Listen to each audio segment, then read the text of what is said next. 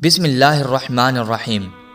Islamic digital hub کو دیکھنے اور سننے والے معزز خواتین و حضرات، السلام علیکم۔ ناظرین گرامی، آج کی ویڈیو میں ہم اللہ تعالیٰ کی نوری مخلوق فرشتوں کے بارے میں جانیں گے۔ فرشتے کون ہیں؟ زمین و آسمان میں فرشتوں کی تعداد آخر کتنی ہے؟ کیا فرشتوں پر ایمان لانا ضروری ہے؟ اللہ تعالیٰ نے فرشتوں کو کس چیز سے پیدا فرمایا؟ اللہ تعالیٰ نے فرشتوں پر کون کون سے کام مقرر فرمائے؟ کیا مسلمانوں کے علاوہ باقی مذاہب میں بھی فرشتوں کا ذکر ہے؟ حضرت جبرائیل علیہ السلام دنیا میں کس شکل میں تشریف لاتے تھے؟ اور حضرت جبرائیل علیہ السلام اپنی اصل صورت میں دنیا میں کتنی مرتبہ تشریف لائے؟ قرآن پاک میں کتنے فرشتوں کا ذکر ہوا ہے؟ منکر نکیر کون ہے؟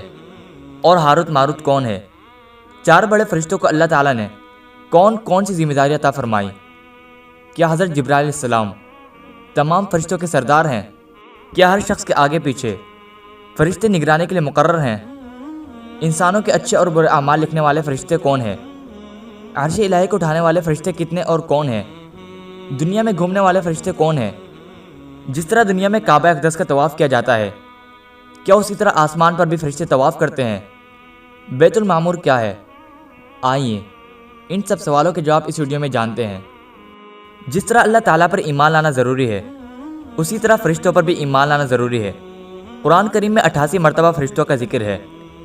انس و جن کی طرح فرشتے بھی اللہ تعالیٰ کی مخلوق ہیں، جیسا کہ اللہ تعالیٰ ارشاد فرماتا ہے، یہ لوگ کہتے ہیں کہ خدا رحمان فرشتوں کی شکل میں اولاد رکھتا ہے۔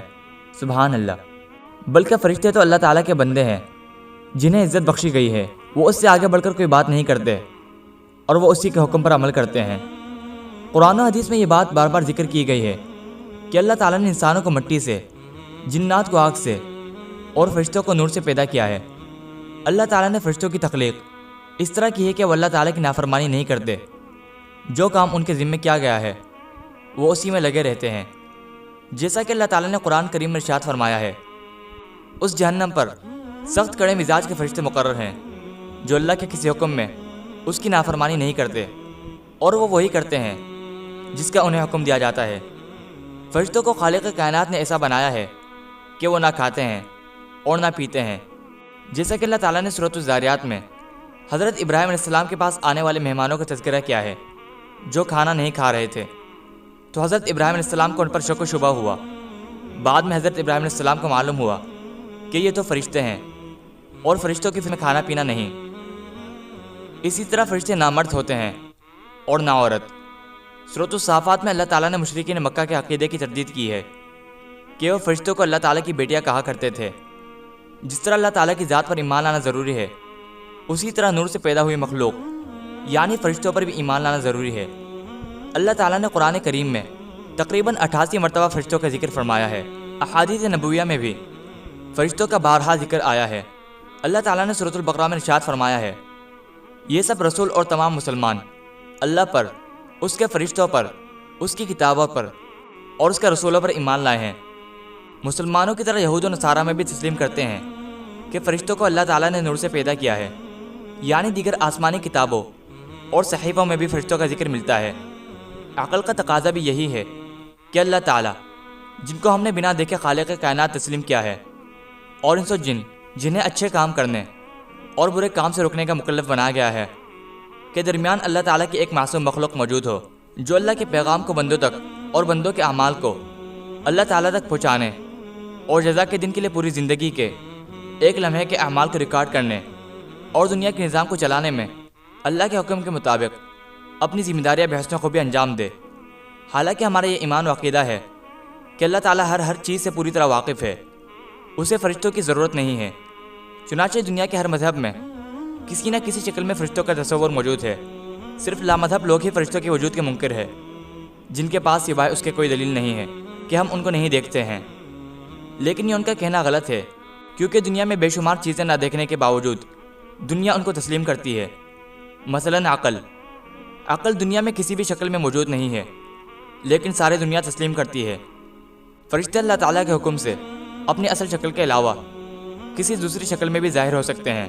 چنانچہ حضرت جبرائیل علیہ السلام کبھی کبھی کسی انسانی شکل میں آپ صلی اللہ علیہ وسلم کے پاس تشریف لاتے، اللہ تعالیٰ کا پیغام آپ کو پہنچا دیتے تھے۔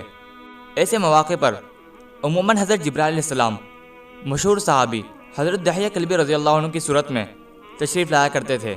حضرت جبرائیل علیہ السلام 3 مرتبہ اپنی اصل صورت میں تشریف لائے، ایک نبوت کے بالکل ابتدائی دور میں، دوسری بار خود حضور اکرم صلی اللہ علیہ وسلم نے حضرت جبرائیل علیہ السلام سے ان کی اصل صورت میں دیکھنے کی خواہش ظاہر فرمائی تھی، اور تیسری مرتبہ معراج کے موقع پر حضرت ابراہیم علیہ السلام، حضرت مریم علیہ السلام اور حضرت لوط علیہ السلام کے قصوں میں بھی قرآن کریم میں مذکور ہے کہ فرشتے انسانی شکل میں ان کے پاس آئے تھے۔ نیز بخاری و مسلم و دیگر کتب حدیث میں حضرت عمر فاروق رضی اللہ عنہ سے مروی ہے کہ حضرت جبرائیل علیہ السلام نبی اکرم صلی اللہ علیہ وسلم کے پاس ایک آدمی کی شکل میں تشریف لاتے تھے، جبکہ آپ صحابہ کرام کے درمیان تشریف فرماتے تھے، اور حضرت جبرائیل علیہ السلام نے لوگوں کی تعلیم و تربیت کے لیے ایمان، اسلام اور احسان کے متعلق سوال کیے تھے۔ فرشتوں کی تعداد اللہ تعالیٰ کے علاوہ کوئی نہیں جانتا۔ اللہ تعالیٰ فرماتا ہے، تمہارے پروردگار کے لشکر کو اللہ تعالیٰ کے علاوہ کوئی نہیں جانتا۔ چند فرشتوں کے نام کا تذکرہ قرآن و حدیث میں موجود ہے۔ قرآن کریم میں 3 جگہ پر حضرت جبرائیل علیہ السلام کا تذکرہ صراحت کے ساتھ آیا ہے۔ بعض آیات مثلا سورۃ التکویر اور سورۃ النجم میں حضرت جبرائیل علیہ السلام کا تذکرہ ان کے نام کے بغیر وارد ہوا ہے۔ سورۃ البقرہ آیت نمبر 98 میں حضرت جبرائیل علیہ السلام اور حضرت میکائیل علیہ السلام دونوں کا تذکرہ موجود ہے۔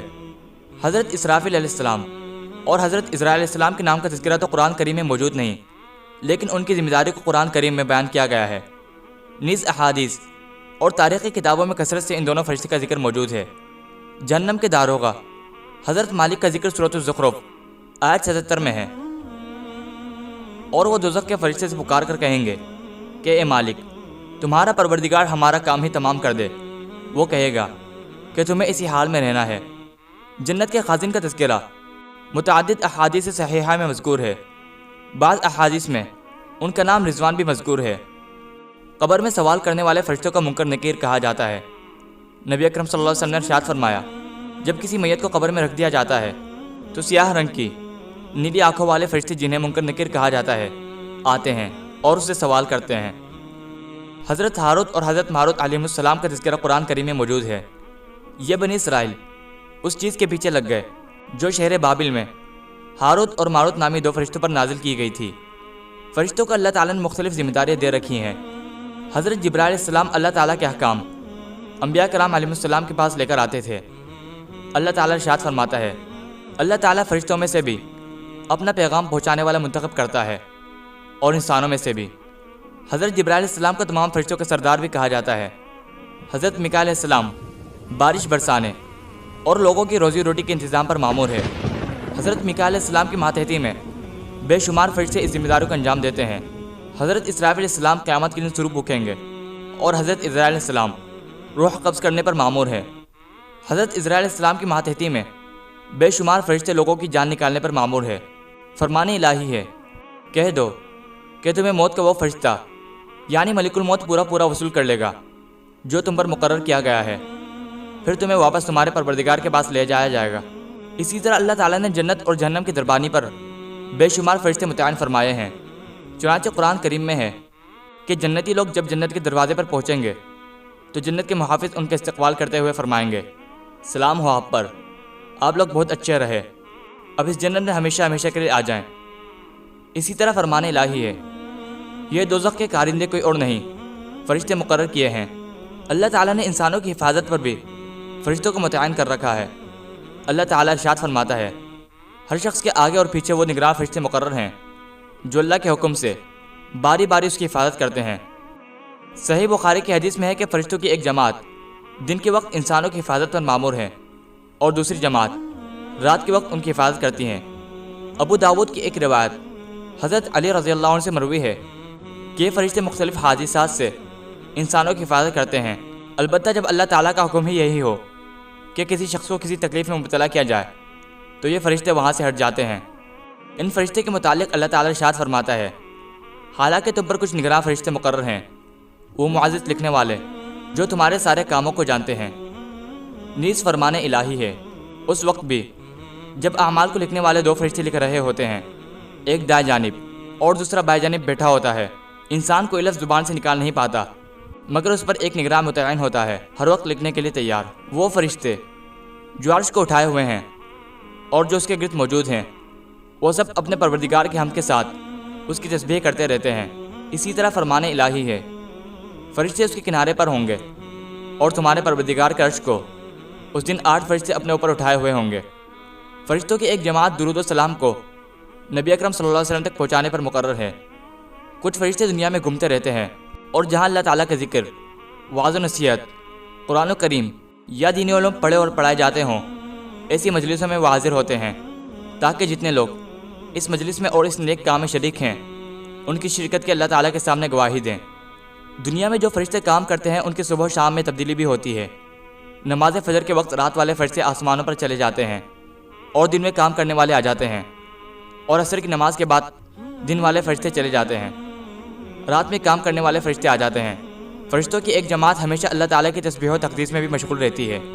جس طرح دنیا میں بیت اللہ کا طواف کیا جاتا ہے، اسی طرح آسمانوں پر اللہ کا گھر ہے جس کو بیت المعمور کہا جاتا ہے، اس کا فرشتوں کی ایک جماعت ہر وقت طواف کرتی رہتی ہے۔ خلاصہ کلام یہ ہے کہ فرشتے بھی اللہ تعالیٰ کی مخلوق ہیں جو آسمانوں اور زمین میں بے شمار کاموں پر مقرر ہیں، یعنی آسمان اور زمین کے انتظامات اللہ تعالیٰ نے فرشتوں کے ذمے کر رکھے ہیں، اور فرشتے تمام انتظامات اللہ تعالیٰ کے حکم کے مطابق انجام دیتے ہیں۔ مثلا اللہ تعالیٰ کے احکام کو انبیاء کرام علیہ السلام تک پہنچانا، اللہ تعالیٰ کے حکم سے لوگوں کی روزی روٹی اور بارش کا انتظام کرنا، لوگوں کی حفاظت کرنا، انسانوں کے ایک ایک لمحے کے احوال لکھنا، اور آخری وقت آنے پر روح قبض کرنا، قبر میں حساب کتاب کے لیے حاضر ہونا، اللہ کے حکم پر سرور پھونکنا، جس کے بعد قیامت برپا ہو جائے گی۔ غرض ہے کہ ہر فرشتہ اپنی ذمہ داری کو بحسن خوبی انجام دے رہا ہے۔ بعض فرشتے صرف اللہ تعالیٰ کی عبادت میں لگے ہوئے ہیں۔ فرشتے نہ مرد ہیں اور نہ عورت، کھانا پینا اور جنسی کام کرنا ان کی فطرت میں نہیں، اور انہیں اللہ تعالیٰ نے نور سے پیدا کیا ہے۔ تمام آسمانی کتابوں میں فرشتوں کا ذکر موجود ہے۔ اس وجہ سے مسلمانوں کے علاوہ یہود و نصارہ بھی نور سے بنی اس مخلوق کو مانتے ہیں۔ دیگر مذاہب میں بھی فرشتوں کو کسی نہ کسی شکل میں تسلیم کیا گیا ہے۔ معزز ناظرین، آج کے لیے اتنا ہی۔ اگر آپ کو یہ ویڈیو اچھی لگی تو اس ویڈیو کو لائک اور شیئر کریں، اور اگر آپ ہمارے چینل پر نئے ہیں تو ہمارے چینل اسلامک ڈیجیٹل ہب کو سبسکرائب کر کے ساتھ میں لگے بیل آئیکن کو ضرور پریس کر دیں تاکہ آپ تک مستقبل میں بھی ایسی معلوماتی ویڈیوز بر وقت پہنچتی رہے۔ اجازت دیجیے ہمیں، ملتے ہیں ایک نئی ویڈیو کے ساتھ۔ اپنا خیال رکھیں۔